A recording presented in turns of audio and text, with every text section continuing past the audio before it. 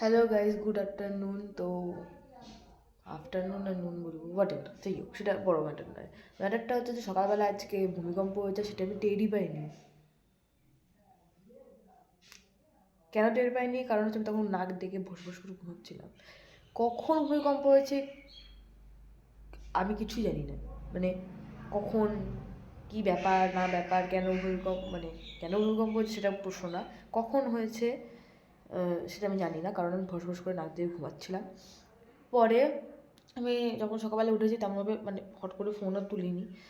যথারীতি যে কাজগুলো থাকে সকালে ওঠার পর, পায়খানা করা, ব্রাশ করা, এইসব সব ওইসব করছিলাম। ঠিক আছে, খাওয়া দাওয়াটা তেমন করে সকালবেলা আমি করি না, তো ওই সবই যা করার করছিলাম, একটু ব্রাশ করা, পায়খানা করা।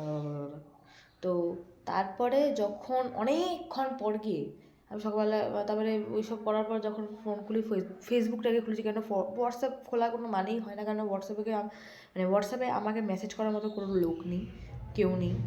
যা আসে গ্রুপে মেসেজ আসে, ওই ইউনিভার্সিটি গ্রুপ, ক্যারাটে গ্রুপ, এইসব থেকে মেসেজ আসে, নাহলে আসে না। নর্মালি কেউ আমাকে মেসেজ করে তো মেসেজ আসে না, মেসেজ করে না, তাই জন্য আসে না। এই জন্য আমি সকালবেলা উঠে হোয়াটসঅ্যাপ চেক করার প্রয়োজন বোধ করি না। ঠিক আছে, তো তাই জন্য আমি ফেসবুকটা খুলেছি। ফেসবুক খোলার পরও ফেসবুকে আমি কোনো ওরকম কোনো ভিডিওস বা পোস্ট পাইনি যে ভূমিকম্প হয়েছে।